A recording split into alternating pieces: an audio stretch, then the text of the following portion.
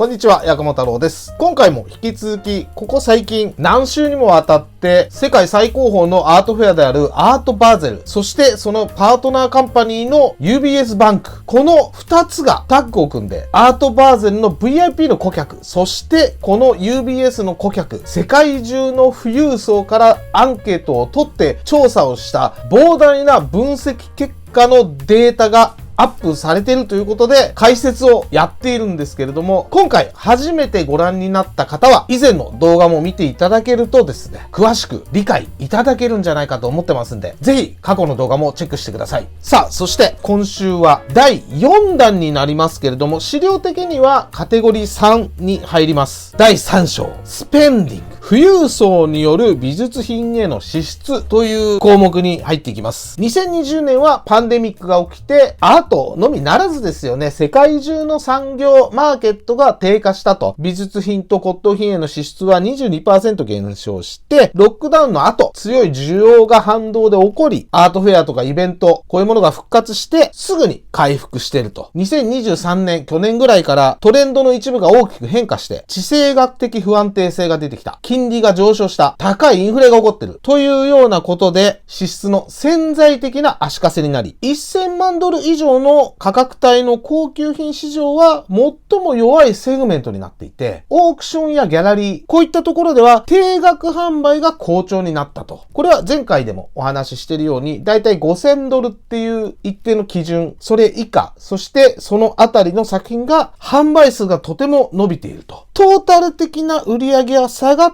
ているけれども、販売数は伸びている。2023年の数字っていうのは明らかに市場の低迷を反映してるんですが、今年に向けての潜在的なプラスの要因としては、2023年よりも高い価格レベルで取引する富裕層の割合が増加したということになってます。新しい富裕層というのが新規でお金持ちになった人もいるでしょうし、もしかしたらこの新しいというこのデータの中での表現の中には、富を継承した、相続を受けた、そこまでが新しいと定義をしているかどうかははっきりわからないですけど、なんとなくそんな気がするかな。これ面白いのが2022年と2023年の取引数で最も活発だったのはもちろんアメリカ。そしてブラジル、イタリア、ドイツのコレクターと続くそうですね。2024年上半期もブラジルがトップで、ブラジルの富裕層はすでに平均15点の作品を購入している。ブラジルで一体何が起きてるんでしょう。前回までの話ではそんなにブラジルの話って目立って出てきてなかったような気もするんだけど、おそらくこれは美術品や骨董品だけじゃなくて、いわゆる高級品、ジェット機とかボートとか、最近だったらスニーカーとかもそうでしょうけど、そういうのも含まれた数字なのかな。ただやっぱり美術品の支出は全てのカテゴリーの中で最も高く、総支出の 50% を占めていて、装飾美術品、それと骨董品と合わせると 89% を占めたと。ただ、イタリアでは収集品への支出の主な分野は、ジュエリー、宝石、時計、クラシックカー、ボート、ジェット機、アンティーク、こういうものが美術品への支出と似たり寄ったりになっている。クラシックカー、ボート、ジェット機で 21%。で、このグラフを見ると、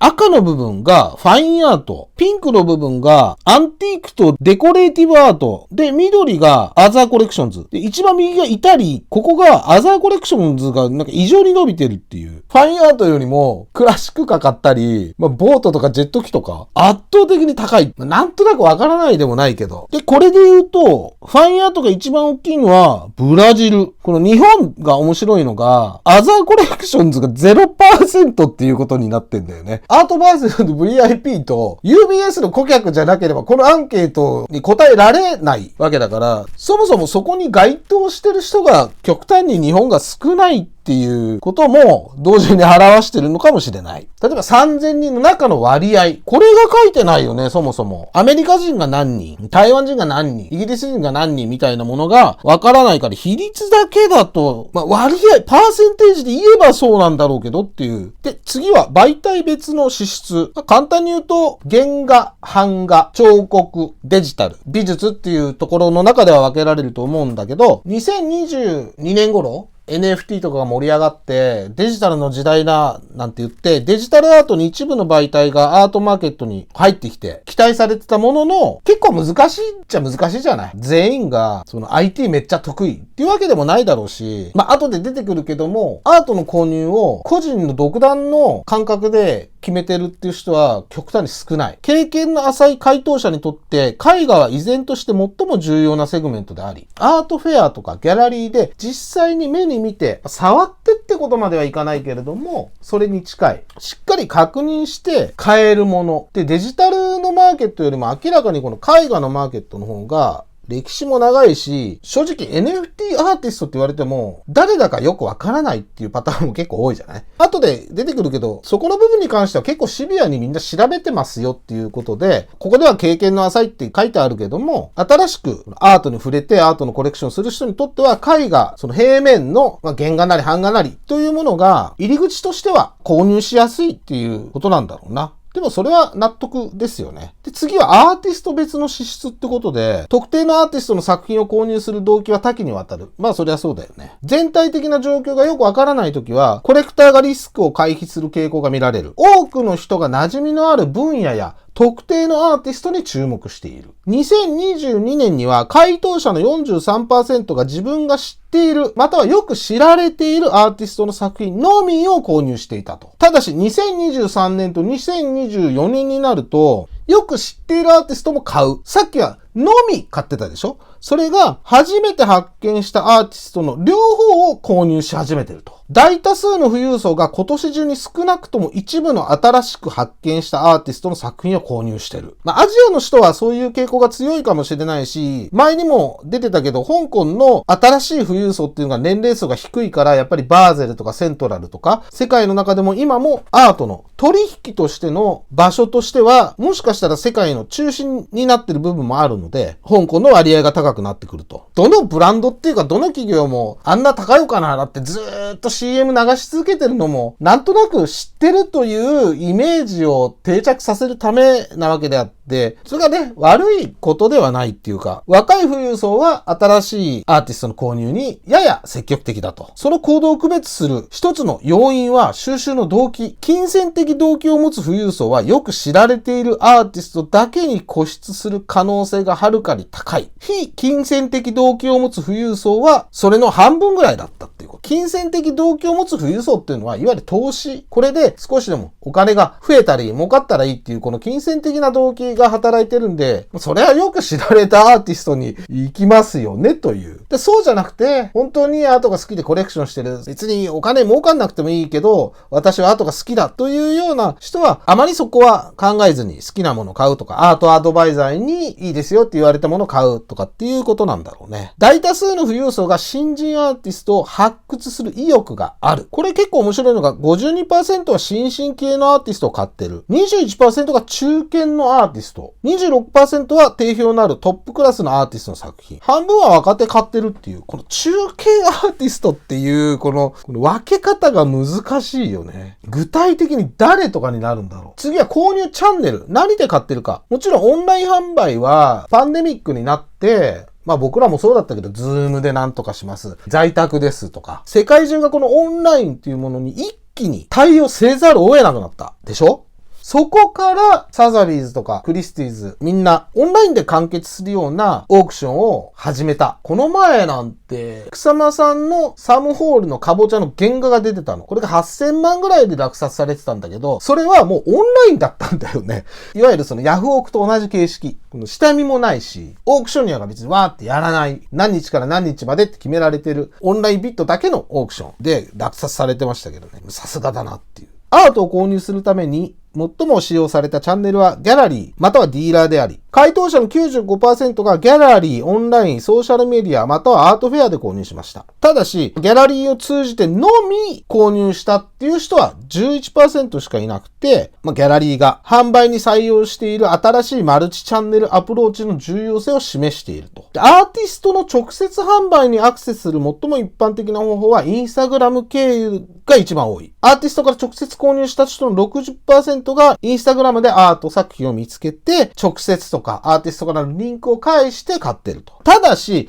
アーティストから直接購入する割合は、金額ベースで言うと 9%。この直接販売の割合はやっぱり多くない。やはりギャラリーとかアートフェア、こういうところを通して購入することが多い。で、これはなぜかというと、ほとんどの富裕層がディーラー、ギャラリスト、そういうところから購入することを好んでいると。ギャラリーから買うといっても、ギャラリーのウェブサイト、インスタグラム、ギャラリーに直接訪問して購入したい。それがベストと答えてるのはね、20% しかいなくて、多様化してるのは間違いない。今の時代、動画、こういうものも絶対大事だし、SNS、オンラインサイト、こういうものの運営っていうのは、とても大事になってくると。日本から海外のお客さんを、新規お客さんを探す場合に、アートフェアに出ていく。もちろんこれは実物も飾れるし、ニーズは合うんだけれども、ものすごい経費かかったりとか、国ごとに行かなきゃいけない。だけど、飛び道具をどう使うかというね、織田信長がなんで強かったかっていうのは、鉄砲をいち早く取り入れて、うまいこと使ったから、みたいなのがあるじゃない？もう今の時代、この SNS が飛び道具っていうのも古いと思うけど、とにかくだけどこの海外にアプローチするにはオンライン、徹底的にやっぱりみんな強化をもっとやんなきゃ対応していかなきゃいけないですよね。パンデミックの影響でローカルなギャラリーで買うことが多くなった。うちの国でもとか自分のところにも結構面白いアーティストいるじゃんみたいな感覚ももしかしたらあるのかもしれない。それで少し市場がローカライズされた。ギャラリーにとってはギャラリーインフラが起こる。ギャラリーが溢れちゃう。アートフェア溢れちゃうみたいな、実際日本もなんかそんな感じもしてるけど、この富裕層っていうのが新しいギャラリーと協力する意欲があることは明らかになってると。新しいアーティストを買うのがすごい増えたでしょ？今まではコレクターさんは馴染みのあるギャラリーにとどまる傾向があったんだけれども、2024年のこの調査によって新しいギャラリーから購入するっていう強い意欲が分かったと。70% の人が前から関係があったギャラリーと他の新しいギャラリーの両方から買ってるっていうのが 70% いる。新しいギャラリーと取引したことがないっていうのはわずか 12% しかいない。ギャラリーが新しくできたギャラリーなのか、今まで取引をしてなかったっていう意味での新規なのかっていうと、今まで取引をしてなかったギャラリーという意味での新しいだと思うんだけど、彼らにとっての新規って書いてあるからね。なんか新しいものを求めてるんだろうね。前の資料から見てても、この新しい富裕層というか、今までの感覚じゃない次の時代に行く今過程なんだなっていうのがすごく感じますね。具体的に何を購入するかっていうのは、様々な情報源から外部のアドバイスに頼っているということが明確に書かれていて、コレクターがアートを購入する際には通常発見段階から購入したいアーティストと作品について調査して学ぶためにかなりの時間または中程度の時間を費やしていると回答しました。投資的で目的で考えればもちろんかなりの時間または中程度の時間を費やして考えるよね。アートフェアでポンって売れたりするでしょ？なんかないかなって探しに来てる人たちっていうのは、また少し気持ちは違うのかもしれないけど。で、この購入する前に自分で調べるのではなく、ガイドのアドバイスに頼ってると答えた人は、4分の1ぐらい、26%。ギャラリーとか、ほとんどの富裕層がアート市場の活動に注意深く関与して、現状で何を購入するかについて結構深く考える。実際ぶっちゃけた話、今僕らの肌感でも、アートフェアもそうだけど、個展でもそうだけど、アート売りづらいっていうか、アートあんまり売れなくなったというか、2022年がちょっと異常だったっていうのもあるんだけど、まず絵で、なんか結構好きな感じだなと、例えば思ったりする。その後に、じゃあこのアーティストどんな人なんだろう？どういう経歴なんだろう？どういうとこでやってんだろう？何考えてんだろう？みたいなことを調べていくわけでしょ。逆の立場だったらそうなるなと思うんだけど、これアーティストで考えた場合はですよ、プロフィールとか、CV って呼ばれる部分かもしれないけど、SNS 上とかでも大事だけど、しっかりとしたホームページを持ってるとか、履歴がちゃんとしてる、もうプロフィールもよくわからないようなアーティストはやっぱり手出さないってことでしょ。興味を持てば、ホームページを見たときに充実した内容になってるか、英語に対応しているか、今時英語なんてもうチャット GPT とか使えば、そこそこに 100% 完璧に翻訳する必要ってないじゃない？こいつ英語下手だな、ダメだな、みたいには多分思わないと思うんだよね。で、ちゃんとしたものを作るとかね。そこまでやるっていうのも大事だけれども、コンセプト、プロセス、いろんなものをしっかりと見せていくのがすごく大事なんじゃないかな。改めて思います。で、AI に例えば、いい作家いないみたいなの聞いたときに、非常に否定的な見解を持つ回答者っていうのは 3% しかいない。で、無関心が 14%。残りの 83% は、やや肯定的から非常に肯定的までの範囲だったっていうことなんだよね。割と